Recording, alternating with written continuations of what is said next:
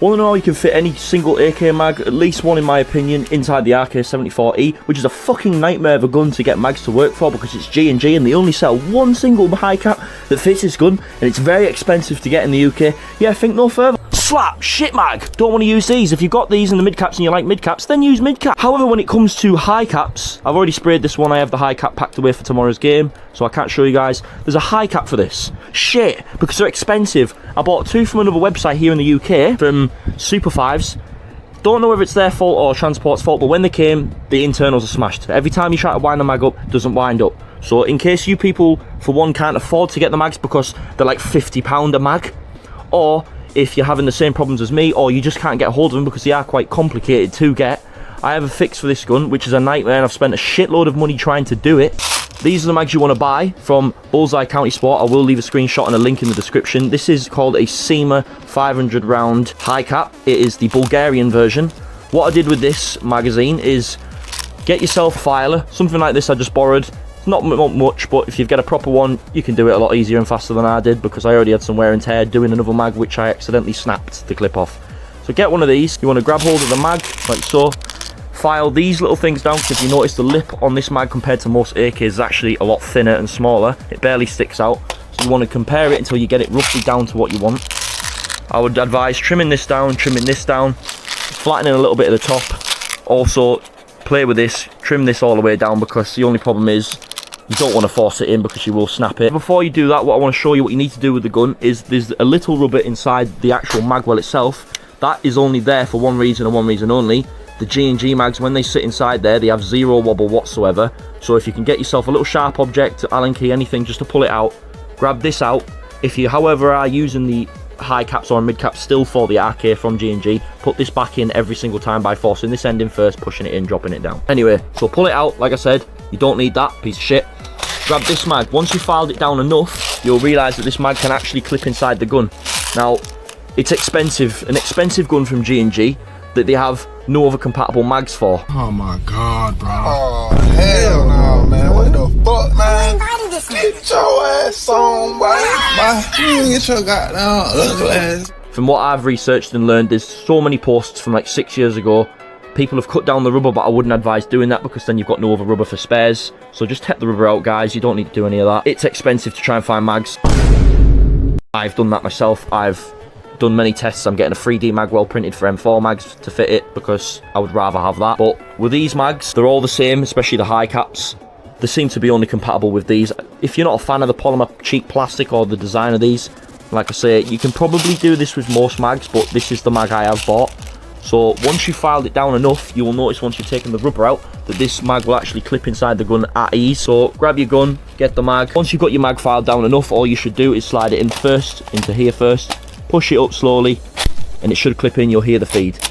Do not force it in if it doesn't make that sound. Once it does, you'll notice it is actually in the gun. Don't worry, I have tested it and I will show you it shooting and feeding. Completely perfect. Don't file it down too much. Every time you file it, give it a quick test, because if you do it too much, you'll fuck it up. If you don't do it too much, you could snap it or it won't fit in. Now back to the rubber. What I've said with the rubber is that makes a tight fit for the mags. Now in this, you've got, yes, you have slight wobble, but the mag won't come out. As long as you don't bang it, bump it, it shouldn't fall out.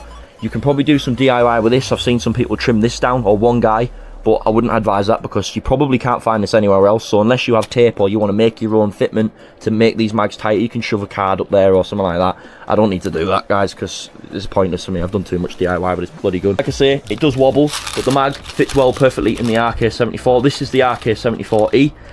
This will go in each RK, I'm assuming. Some might not, some might. I've had some people say that any mag fits in there, so I have no idea. If you're having the same problem as me, the RK74CQB, RK74E, RK74T, which is the T is the long version, the E is this version, mid-range, CQB is just a stubborn small version. Each gun is the same from all this, but ends quicker here. T version extends out with a longer barrel.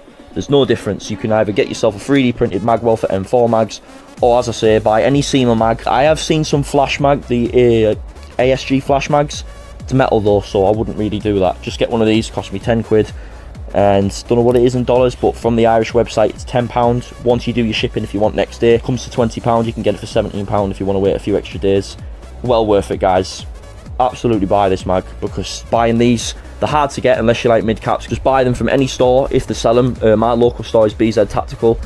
This came with a gun by default, but you can grab these for £20. I wouldn't recommend them because it's 115 bullets. I don't like mid caps at all unless I'm doing CQB with my high cap, and even then I use a high cap. Mag fits perfectly fine, no problems with it. Feeds, so now we'll get onto the feeding. Now we have the battery, and I'm not going to put it apart properly. Just want to show you guys that this mag does feed. So here we go. Perfectly fine, absolutely beautiful mag. Cheaper price rather than paying £45 for a high cap version of that, or £20, £22 I say, for 115 bullets. Fuck off. Pile of shit. No one's done any videos recently on how any mags fit this gun. I'm assuming any mag can do this, but like I said, I would recommend for the cheap price, unless you can find a cheaper mag, then go for a cheaper mag, but do the same thing as this. But like I say, each mag you buy, test it first. Try it with the rubber. If the rubber stops it from going in, take the rubber out. If it fits in without the rubber in, then it should be fine. But if not, if it does not clip in here and it does not go up here fine and it has to feel forced, don't do it. Just trim it down, guys, starting from this end. Trim this down, this side. If it still doesn't clip in with this back, then start trimming this down, but don't do too much. Like I say, every single little trim that you do that you notice bits are coming off it, try it. Just keep trying it till it snugs in, because if you do it too much, it's going to have too much wobble. If you do it way too less, then it isn't going to go in. So like I say, this is just an easy little tutorial. It took me about 20 minutes to do this. The first mag I bought, I forced it in like an idiot and I snapped the lip off it.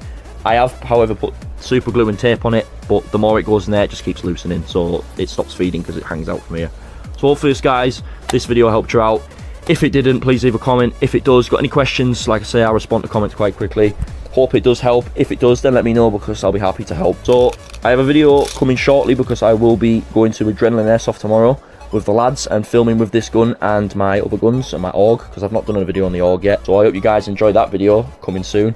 Thought I would make a little bit of a different video. It isn't too much of a gameplay one, because I don't really interact with anyone as much. So hopefully this is the first video I've done that's actually good fucking advice, because gun's a nightmare. Well, thanks for watching, guys. Please subscribe, leave a comment, share with your friends, post it on Facebook, anywhere else. Any community that has questions for this gun and this mag, any friends that have any problems that would like to use high caps instead of mid cap, it is very good advice. Like I say, I don't like mid caps because I'm not playing in CQB and I have my own dedicated CQB gun. Take care, everybody. Peace out, and please subscribe. Thank you. Bye now.